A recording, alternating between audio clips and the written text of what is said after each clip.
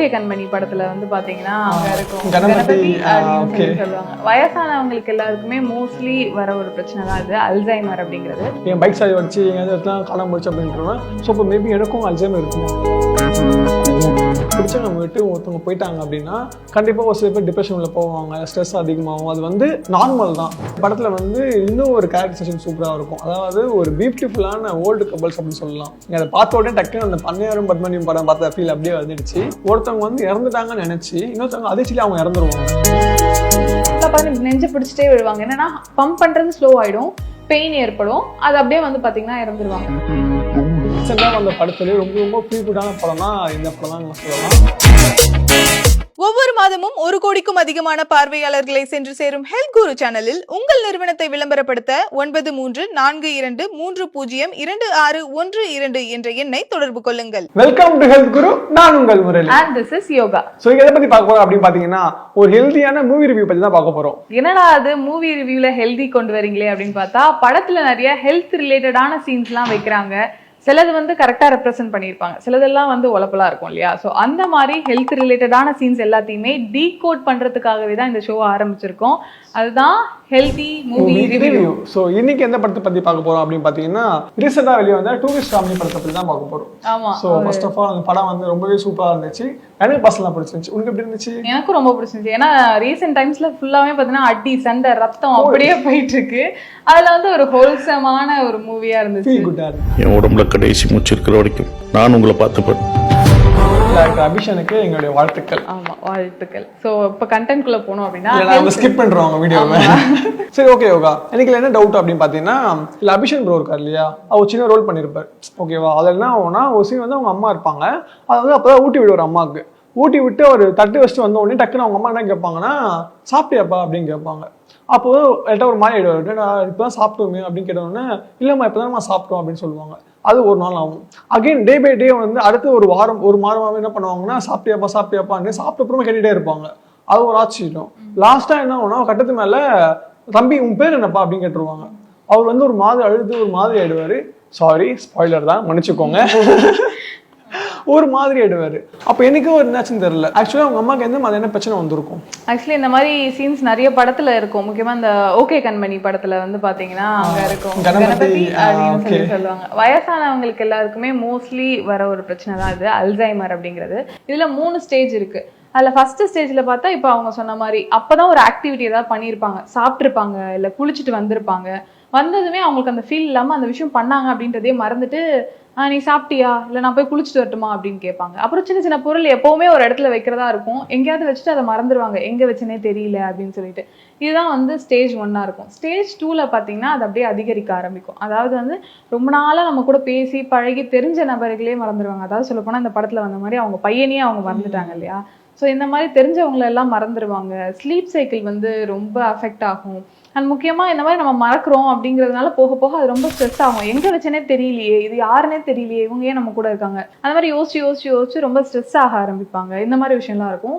இல்லை 3rd stage தான் ரொம்ப மோசமானது. அவங்களால தெளிவா கம்யூனிகேட் பண்ணவே முடியாது. எனக்கு பசிக்குது, இல்ல சாப்பிடணும், இல்ல எதையுமே கம்யூனிகேட் பண்ண முடியாது. அதையும் மறந்துடுவாங்களா? ஆமா, எல்லாத்தையுமே மறந்துடுவாங்க, உளர ஆரம்பிச்சிருவாங்க. அவங்க பேசுறதே நம்மளால சரியா அண்டர்ஸ்டாண்ட் பண்ணிக்க முடியாது ஸ்டேஜ் 3ல. இன்னொன்னு எந்திரிச்சு நடக்கவே முடியாது அவங்களால.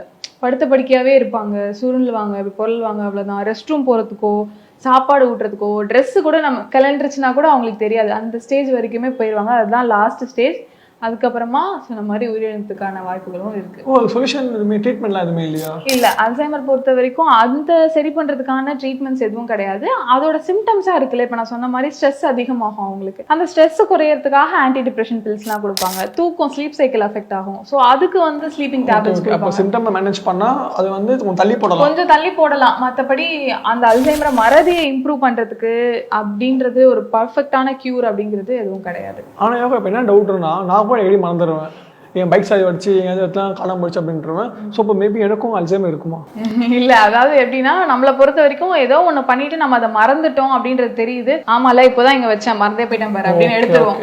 அவங்களுக்கு வந்து அது தெரியவே தெரியாது. இப்போ நீங்க சாப்பிட்டு இப்பதாம்மா சாப்பிட்டோம் அப்படின்னா ஓ அப்படியான்னு சொல்லுவாங்களே தவிர்த்து ஆமா நம்ம இப்பதான் சாப்பிட்டோம்ல அப்படின்றது அவங்களுக்கு ஞாபகமே வராது. ஸோ அதே அவங்க கம்ப்ளீட்டா மறந்துடுவாங்க. அண்ட் மோஸ்ட்லி அல்சைமர்ன்றது கொஞ்சம் ஓல்டான பிறகுதான் வரும். அதனால ஒன்றும் பயப்பட வேண்டாம். ஓகே, அந்த வகையில் நான் எஸ்கேப் தான். ஓகே. அண்ட் நான் முக்கியமா என்ன வந்தேன்னா ஓட்டமேனா இவங்க வந்து இறந்துருவாங்க இந்த படத்துல. இறந்ததுமே அவர் வந்து ரொம்ப ஸ்ட்ரெஸ்ஸுக்குள்ளாகி ஆல்கஹால் அடிக்ஷன் ஆயிடுவாங்க. நீ வேற ரொம்ப நல்ல பையனாச்சு இல்லையா.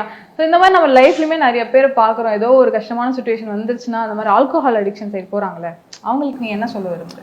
ஸோ அதாவது வந்து ஒருத்தவங்க பிடிச்சவங்க விட்டு ஒருத்தவங்க போயிட்டாங்க அப்படின்னா கண்டிப்பாக ஒரு சில பேர் டிப்ரெஷனில் போவாங்க, ஸ்ட்ரெஸ் அதிகமாகும். அது வந்து நார்மல் தான். யாருமே வந்து டிப்ரெஷன் ஆக மாட்டாங்க, ஸ்ட்ரெஸ் ஆகும்னு சொல்லவே முடியாது. அது வந்து இறப்பாக இருக்கலாம், இல்லை பிரிவாக இருக்கலாம், இல்லை வந்து வேலையை விட்டு அனுப்பிட்டாங்க அப்படி இருக்கலாம். ஸோ எனிதிங் எதுவும் இருக்கலாம். கண்டிப்பாக டிப்ரெஷன் உள்ள போவாங்க இல்லையா. ஸோ அப்படி டிப்ரெஷன் உள்ள போகிறவங்க வந்து தனியாக இது மாதிரி வந்து ஆல்கஹால் அடிக்கட்டோ இல்லை வந்து சரக்கு அடிக்கிறதோ இல்லை வேறு விதமான பழக்கங்களோ போகாமல், அதாவது ஒரு நல்ல சைக்காலஜிஸ்ட்டை போய் நீங்கள் கவுன்சிலிங் எடுக்கலாம். ஸோ நீங்கள் வந்து நினச்சிக்கலாம், ஐயோ தெரப்பி ஆச்சு ஏதாச்சும் பண்ணிவிடுவாங்களா அப்படின்னு பயப்படவே தேவையில்லை. சப்போஸ் உங்களால் வந்து சைக்காலஜிஸ்ட்டை போக முடியல, நீங்கள் ஒரு மாதிரியாக இருக்குது அப்படின்னா தமிழ்நாடு கவர்மெண்ட்டே டி அடிக்ஷன் சென்டர் அப்படின்னு நடத்துகிறாங்க சரியா. அவங்களோட டோல் ஃப்ரீ நம்பர் வந்து ஸ்க்ரீனில் தெரியும். ஸோ அது நம்பருக்கு கால் பண்ணிங்கன்னா உங்களுக்கு வந்து ஃப்ரீயாகவே அவங்க கவுன்சிலிங் கொடுப்பாங்க. ஸோ நீங்களும் தவறான முடிவுகள் எதுவும் எடுக்காமல் உங்களை நீங்களே வந்து தற்காத்து கொள்ளலாம். அதே மாதிரி இந்த படத்தில் வந்து இன்னும் ஒரு கேரக்டரைசேஷன் சூப்பராக இருக்கும். அதாவது ஒரு பியூட்டிஃபுல்லான ஓல்டு கப்பல்ஸ் அப்படின்னு சொல்லலாம். நீங்கள் அதை பார்த்த உடனே டக்குன்னு அந்த பண்ணையாரும் பத்மனியும் படம் பார்த்த ஃபீல் அப்படியே வந்துடுச்சு. சோ ஹோல்சமா இருப்பாங்க. ஸ்டார்டிங்ல வந்து ஏதோ ரஃப் அண்ட் டஃபா இருக்க மாதிரி இருக்கும். பட் போக போக பார்த்தா அவ்வளவு கியூட்டா காமிச்சிருப்பாங்க அப்படின்ட்டு இருப்பாங்க. எனக்கு வந்து அந்த ஒரு சீன்ல வந்து என்ன ஆகும் அப்படி பாத்தீங்கன்னா, ஒருத்தவங்க வந்து இறந்துட்டாங்கன்னு நினைச்சு இன்னொருத்தவங்க அதிர்ச்சியில அவங்க இறந்துருவாங்க. ஸோ இது மாதிரி வந்து ஒருத்தவங்க இறந்துட்டாங்கன்னு தெரிஞ்சு, அதாவது அதிர்ச்சியிலே இறங்க வாய்ப்புகள் இருக்கா? ஆமா, அதுக்கும் வாய்ப்புகள் இருக்கு. இது படம்ன்றதை தாண்டி நியூஸ்லயே நம்ம நிறைய பார்த்திருப்போம். இந்த மாதிரி ஒருத்தவங்க இறந்துட்டாங்க, அவங்கள போய் அடக்கம் பண்றதுக்குள்ள அவங்க ஒய்ஃபும் இறந்துட்டாங்க, இல்ல அவங்க ஹஸ்பண்டும் இறந்துட்டாங்க. அண்ட் படத்துலயுமே பார்ப்போம், ஒரு நம்மளோட நண்பன் ஒருத்தர் இறந்திருப்பாரு, அதை போய் பார்த்து ஃபீல் பண்ணி அழுது அவங்களும் இறந்துருவாங்கன்றதுலாம். இதுக்கு மெயினா 3 ரீசன் இருக்கும்னு சொல்றாங்க. ஒண்ணு வந்து பாத்தீங்கன்னா, நமக்கு எல்லாமே வந்து பிபி ரைஸ் ஆகும் இல்லையா. ஏதோ ஒரு ஷாக்கிங்கான விஷயம் கேட்கிறோம், இப்ப நம்ம வேலையை விட்டு போயிட்டாங்க இல்லை நம்ம பிடிச்சவங்க இறந்துட்டாங்க அப்படின்னா பிபி ரைஸ் ஆகும், ஒரு படப்படன்னு வரும், வேர் தூத்தும்ல.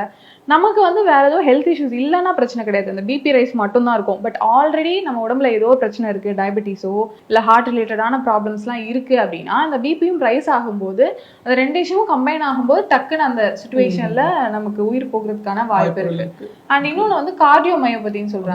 அது என்னன்னா, நம்மளுடைய ஹார்ட்டோட ரெகுலரான வேலையை பம்ப் பண்றதா இல்லையா, அது லேசா இருக்கிறதுனால தான் பம்ப் பண்ண முடியுது.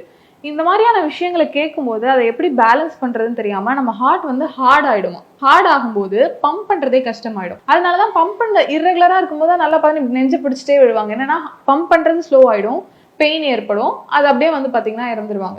ஸோ அது ஒண்ணு. இன்னொன்னு, வயசானவங்களுக்கு ஆல்ரெடி உடம்புல எல்லாமே வீக்கா இருப்பாங்க. அவங்க அப்படி இருக்கும்போது இந்த ஹார்ட் அட்டாக் மாதிரியான விஷயங்கள் வர்றதும் ரொம்ப சுலபமா இருக்கும்.